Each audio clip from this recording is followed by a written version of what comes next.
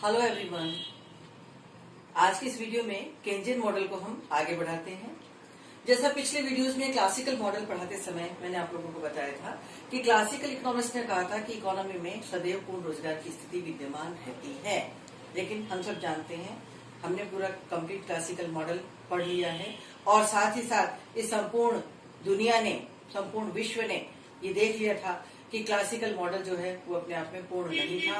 इस संपूर्ण संसार को 1930 में विश्वव्यापी मंदी का सामना करना पड़ा था और उस समय प्रतिष्ठित अर्थशास्त्र का खोखलापन उजागर हो गया था। कीन्स ने अपने मॉडल के माध्यम से ये बताने का प्रयास किया है कि पूर्ण रोजगार का जो बिंदु है उसे प्राप्त करना इतना आसान नहीं है। क्यों? क्योंकि पूर्ण रोजगार के बिंदु को प्राप्त करने में बहुत सी बाधाएं मार्ग में अवरोधक के रूप में आ जाती हैं और किसी अर्थव्यवस्था के लिए पूर्ण रोजगार के बिंदु को प्राप्त करना आसान कार्य नहीं होता है। लीजिए रेखा चित्रों के माध्यम से हम इसको आगे अध्ययन करते हैं। यहाँ इस रेखा चित्र में आप देखेंगे, यहाँ NF परफेक्ट एम्प्लॉयमेंट का पॉइंट है, पूर्ण रोजगार का बिंदु है। अर्थव्यवस्था में साम्य उससे पूर्व ही हो जाता है। यदि अर्थव्यवस्था में पूर्ण रोजगार के बिंदु को प्राप्त करना है तो पूर्ण रोजगार के बिंदु के अनुरूप W/P1 वास्तविक मजदूरियों की डिमांड की जाती है, जबकि वास्तविक मजदूरी W/P0 के बराबर तय हो पाती है। यदि ऊंची मजदूरियां दी जाएंगी तो जो श्रमिक पहले से रोजगार में लगे हुए थे उन्हें भी रोजगार से हाथ धोना पड़ेगा और रोजगार का स्तर ON1 के बराबर आ जाएगा। ध्यान दीजिएगा कि यदि इतनी मात्रा में श्रमिकों को रोजगार देना है तो ऊंची वास्तविक मजदूरियों की मांग की जाएगी और ऊंची वास्तविक मजदूरियों पर इतने श्रमिकों को रोजगार नहीं मिल पाएगा, बल्कि ये रोजगार की मात्रा घट करके N1 पर आ जाएगी। तो क्यों? क्योंकि जो वास्तविक मजदूरियां हैं वे नीचे की ओर NM में है, उनमें कमी करना संभव नहीं है। श्रमिक जो है वो श्रम संगठनों में संगठित होकर के कार्य करते हैं, इसलिए श्रमिक कभी भी अपनी मजदूरी की दरों में कटौती को स्वीकार नहीं करेंगे। मजदूरी की दर में वृद्धि तो की जा सकती है परंतु उसमें कटौती करना संभव नहीं है। जब मजदूरी की दरों में कटौती संभव नहीं है तो फिर रोजगार में वृद्धि भी नहीं हो पाएगी और इस प्रकार से ये पूर्ण रोजगार का बिंदु प्राप्त नहीं हो पाएगा। यदि इस पूर्ण रोजगार के बिंदु को प्राप्त करना है और ये पूर्ण रोजगार का बिंदु प्राप्त होता है तो इसके अनुरूप ये आय का स्तर होगा। इस आय स्तर, पूर्ण रोजगार के आय स्तर के अनुरूप OSF के अनुपात में बचतें की जाएंगी और इन बचतों के अनुरूप जो IF परफेक्ट एम्प्लॉयमेंट के लेवल का जो इन्वेस्टमेंट है वो RF रेट ऑफ इंटरेस्ट पर प्राप्त किया जाएगा और इसके अनुरूप मुद्रा की सट्टा उद्देश्य हेतु इतनी मात्रा में मांग की जाएगी। ये LR यानी सट्टा उद्देश्य के लिए मुद्रा की मांग है और यहाँ से लेके यहाँ तक सौदा और सतर्कता उद्देश्य के लिए मुद्रा की मांग प्रस्तुत की जाएगी और इसके अनुरूप ये सामान्य कीमत स्तर निर्धारित होगी और इतनी मात्रा में मौद्रिक मजदूरियों का निर्धारण होगा। ध्यान देने की बात है कि ये जितने भी वेरिएबल्स मैंने आपको बताए हैं कि इतनी मात्रा में होगा, ये परफेक्ट एम्प्लॉयमेंट के लेवल के पॉइंट है, यानी पूर्ण रोजगार के स्तर पर ये मौद्रिक मजदूरियां, ये सामान्य कीमत स्तर और इतनी मात्रा में सट्टा उद्देश्य के लिए मुद्रा की मांग, इतनी मात्रा में सौदा और सतर्कता उद्देश्य के लिए मुद्रा की मांग, इतनी मात्रा में विनियोग, इतनी मात्रा में बचतें होंगी। लेकिन ये प्राप्त होना संभव नहीं है। क्यों संभव नहीं है? क्योंकि इसके मार्ग में कुछ अवरोधक, कुछ बाधाएं हमारे सामने आकर के खड़ी हो जाती हैं और वे बाधाएं कौन कौन सी हैं उन्हें हम 1 बाय 1 करके समझने की कोशिश करते हैं। इसमें 3 मुख्य रूप से बाधाएं आ जाती हैं। इसमें पूर्ण रोजगार के स्तर को प्राप्त करने में 3 बाधाएं प्रमुख रूप से हमारे सामने आती हैं, जिनमें सबसे पहली है तरलता जाल। तरलता जाल का मतलब क्या है? कीन्स ने ये कहा कि मौद्रिक क्षेत्र और वास्तविक क्षेत्र दोनों में साम्य की स्थिति विद्यमान होगी। मौद्रिक क्षेत्र में जो साम्य है वो होता है मुद्रा की मांग और मुद्रा की पूर्ति में समानता आने पर। और आपको ये पता होना चाहिए कि मौद्रिक क्षेत्र में ब्याज की दर का निर्धारण हो रहा है। ब्याज की दर नीचे एक सीमा तक ही गिर सकती है, उससे नीचे ब्याज की दर का गिरना संभव नहीं है। कीन्स महोदय का कहना है कि ब्याज की दर में वृद्धि तो चाहे जितनी हो सकती है, लेकिन जब ब्याज की दर में कटौती की बात आती है तो ब्याज की दर में गिरावट एक निश्चित सीमा तक ही हो सकती है और उसका एक काल्पनिक मान प्रोफेसर कीन्स ने 4% नियर अबाउट बताया कि लगभग 4% ऐसी ब्याज की दर है जिससे नीचे ब्याज की दर का जाना संभव नहीं है। यदि अर्थव्यवस्था में 4% के न्यूनतम स्तर पर ब्याज की दर पहुंच जाती है तो यह स्थिति तरलता जाल की स्थिति बन जाती है। और तरलता जाल की स्थिति में जब अर्थव्यवस्था पहुंच जाती है तो मुद्रा का मांग वक्र जो है वो OX एक्सिस के समानांतर हो जाता है, यानी पूर्णतया लोचदार मुद्रा का मांग वक्र हो जाता है, परफेक्टली इलास्टिक हो जाता है। यहाँ पर मुद्रा की पूर्ति आप इस वक्र में देखिएगा कि मुद्रा की पूर्ति MS के बराबर होने पर भी ब्याज दर उतनी ही है, और अगर मुद्रा की पूर्ति बढ़ा दी जाती है तो भी ब्याज की दर में कोई परिवर्तन नहीं होता है। क्यों? क्योंकि ये ब्याज की दर का न्यूनतम स्तर है जहां पर अर्थव्यवस्था पहुंच चुकी है। अब मान लीजिए कि अर्थव्यवस्था में पूर्ण रोजगार का बिंदु प्राप्त करने के लिए जिस ब्याज दर की आवश्यकता है वो है RF, और RF रेट ऑफ इंटरेस्ट जो है वो R1 के नीचे स्थित है, और क्योंकि R1 पर जो रेट ऑफ इंटरेस्ट तय हो रही है वो न्यूनतम दर है, इससे नीचे ब्याज की दर नहीं जा सकती है, इसलिए कभी भी अर्थव्यवस्था में पूर्ण रोजगार की स्थिति प्राप्त नहीं हो सकती है। दूसरी जो सबसे बड़ी बाधा है वह है बचत व विनियोग में सामंजस्य। देखिए I और S बेरोजगार हो जाते हैं और धनात्मक क्वाड्रेंट में इनमें साम्य होना संभव नहीं होता है। धनात्मक ब्याज की दर पर I और S में समानता नहीं स्थापित हो पाती है, साम्य स्थापित नहीं हो पाता है, और पूर्ण रोजगार के लिए जो आवश्यक विनियोग का स्तर है उसे प्राप्त करना संभव नहीं होता है। क्यों? क्योंकि आप इस रेखा चित्र में देख रहे हैं कि I और S वक्र में साम्य नेगेटिव क्वाड्रेंट में जाकर के हो रहा है, और नेगेटिव क्वाड्रेंट में जहां साम्य हो रहा है वहां पर रेट ऑफ इंटरेस्ट नेगेटिव हो जाती है। जैसा कि मैंने अभी थोड़ी देर पहले आपको बताया कि केस महोदय ने ये कहा है कि नेगेटिव छोड़िए, रेट ऑफ इंटरेस्ट 0 पर भी नहीं आती है। क्यों? क्योंकि इसका एक मिनिमम लेवल उन्होंने तय कर दिया था और उसे एक काल्पनिक मान 4% का मान दिया था कि इससे नीचे ब्याज की दर का जाना संभव नहीं है। तो ऐसी स्थिति में क्योंकि ब्याज की दरें ऋणात्मक नहीं हो सकती हैं और पूर्ण रोजगार के अनुरूप विनियोग के स्तर को निर्धारित करना संभव नहीं हो पाता है, इसलिए पूर्ण रोजगार को प्राप्त करना पॉसिबल नहीं होगा।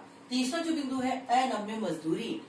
क्लासिकल मॉडल में क्लासिकल इकोनॉमिस्ट ने मजदूरी और कीमत स्तर दोनों को फ्लेक्सिबल माना था, उनमें लोचशीलता मानी थी, और उन्होंने यही तर्क दिया था कि अलबत्ता तो हमेशा अर्थव्यवस्था में पूर्ण रोजगार की स्थिति विद्यमान रहेगी, लेकिन यदि कभी पूर्ण रोजगार से विचलन होता है तो वह क्षणिक होता है, तात्कालिक होता है, और मॉडल के अंदर निहित चरों की सहायता से उस बेरोजगारी को दूर किया जा सकता है, और वह चर था मजदूरी की दर में कटौती या कमी। उन्होंने मजदूरियों को फ्लेक्सिबल माना था, लोचशील माना था, और ये कहा था कि मजदूर जो हैं, जो पहले से कार्य में लगे हुए हैं, उनकी मजदूरी की दरों में कटौती करके जो पैसा बचता है उस पैसे से जो बेरोजगार श्रमिक हैं उन्हें रोजगार देकर के बेरोजगारी की समस्या का समाधान किया जा सकता है। लेकिन प्रोफेसर केन्स ने यह स्पष्ट किया कि श्रमिक हमेशा श्रमिक संगठनों से जुड़े हुए होते हैं, और कोई भी श्रमिक संगठन जो है वह श्रमिकों के हितों पर कुठाराघात नहीं होने देता है। यानी श्रमिक अपनी मजदूरी की दरों को बढ़ा तो सकते हैं लेकिन उसमें कमी करने के लिए कभी भी तैयार नहीं होंगे। इसलिए जब मजदूरी की दरें अनम्य हो जाती हैं, नीचे की तरफ मजदूरी की दरों का जाना संभव नहीं होता है, तो ऐसी स्थिति में पूर्ण रोजगार के बिंदु को प्राप्त करना बिल्कुल असंभव हो जाता है। तो इस तरह last and finally Keynesian model के एंड में आपने देखा कि पूर्ण रोजगार के बिंदु को प्राप्त करना आसान कार्य नहीं है, क्योंकि इसे प्राप्त करने के लिए हमारे मार्ग में कई बाधाएं सामने उपस्थित हो जाती हैं। अब लास्ट में हम पढ़ने जा रहे हैं कि केन्स और क्लासिकल के जो मॉडल हैं, क्लासिकल मॉडल और केंजियन मॉडल, इन दोनों में कुछ समानताएं और कुछ असमानताएं थी। इन्हें हम 1 by 1 करके स्टडी करेंगे।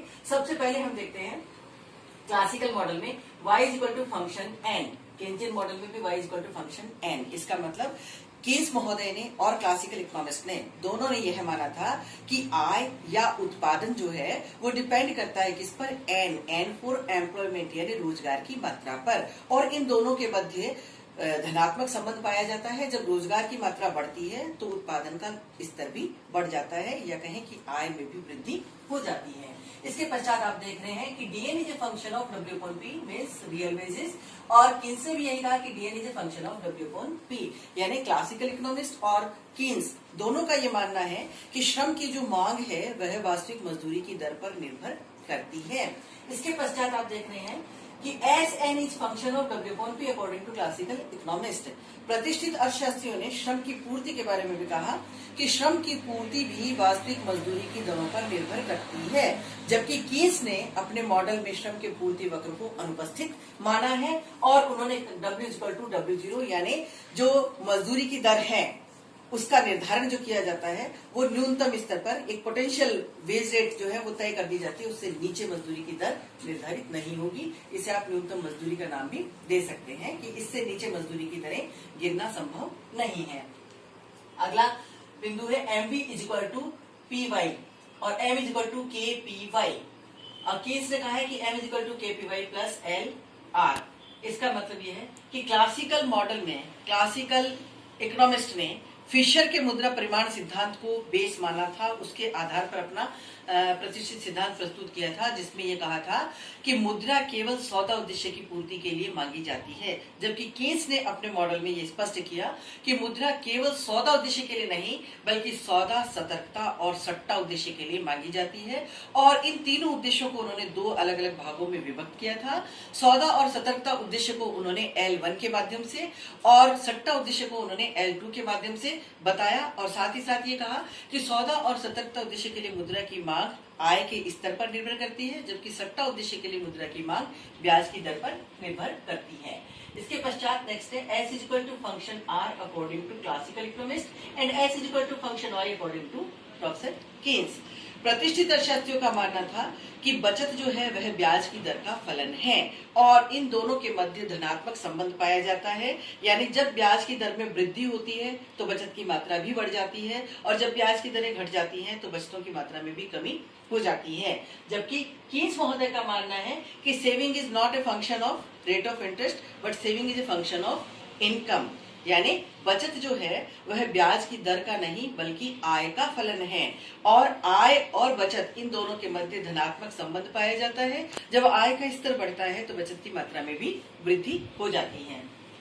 नेक्स्ट है I = function R according to classical economist and I = function R according to professor Keynes. यानी विनियोग के बारे में क्लासिकल इकोनॉमिस्ट और प्रोफेसर केन्स दोनों की अवधारणा बिल्कुल समान है। दोनों ने विनियोग को ब्याज की दर का फलन माना है और साथ ही साथ ये कहा है कि ब्याज की दर और विनियोग दोनों के मध्य विपरीत या ऋणात्मक संबंध पाया जाता है। जब ब्याज की दरों में वृद्धि होती है तो विनियोग की मात्रा में कमी और ब्याज की दर में कमी होने पर विनियोग की मात्रा में वृद्धि हो जाती है। S = I दोनों का मानना है कि वास्तविक क्षेत्र में साम्य वहां होगा जहां पर नियोजित बचत और नियोजित विनियोग दोनों एक दूसरे के समान होंगे। 3 बिंदुओं पर इन दोनों मॉडल में डिफरेंस पाया जाता है, अंतर पाया जाता है। सबसे पहला अंतर है कि कीन्स के मॉडल में LS नहीं होती है। LS means supply of labour. यानी कीन्स ने अपने मॉडल में श्रम के पूर्ति वक्र को अनुपस्थित माना है और केवल श्रम के मांग वक्र को ध्यान में रखते हुए इन्होंने अपना मॉडल प्रस्तुत किया है, जबकि क्लासिकल मॉडल में श्रम की मांग और पूर्ति दोनों को शामिल किया गया था। दूसरा है saving is function of Y। जैसा मैंने अभी आपको बताया था कि क्लासिकल मॉडल में क्लासिकल इकोनॉमिस्ट ने बचतों को ब्याज की दर का फलन माना, जबकि कीन्स ने बचतों को ब्याज की दर नहीं बल्कि आय का फलन बताया है। लास्ट में है सट्टा उद्देश्य के लिए मुद्रा की मांग। क्लासिकल इकोनॉमिस्ट ने केवल सौदा उद्देश्य के लिए मुद्रा की मांग के बारे में हमें बताया कि मुद्रा केवल सौदा उद्देश्य की पूर्ति के लिए मांगी जाती है। मुद्रा को अपने पास इकट्ठा करके नहीं रखा जाता है क्योंकि अर्थव्यवस्था में मुद्रा की अन्य कोई भूमिका नहीं होती है। जबकि कीन्स ने मुद्रा की मांग के उद्देश्यों में वृद्धि की और इसे सौदा, सतर्कता और सट्टा उद्देश्यों में विभक्त करते हुए मुद्रा की मांग को 2 अलग अलग भागों में विभक्त किया और साथ ही साथ ये कहा कि सौदा और सतर्कता उद्देश्य के लिए मुद्रा की मांग आय के स्तर और सट्टा उद्देश्य के लिए मुद्रा की मांग जो है वह ब्याज की दर पर निर्भर करेगी। तो इस प्रकार से ये लास्ट वीडियोस में पिछले कई वीडियोस से आप केन्जियन मॉडल को पढ़ते चले आ रहे हैं। आज हम इसको वाइंड अप करते हैं। केन्स का मॉडल मैं यहीं समाप्त कर रही हूँ। इसके पश्चात हम नेक्स्ट वीडियो में मल्टीप्लायर के बारे में पढ़ेंगे। Thank you.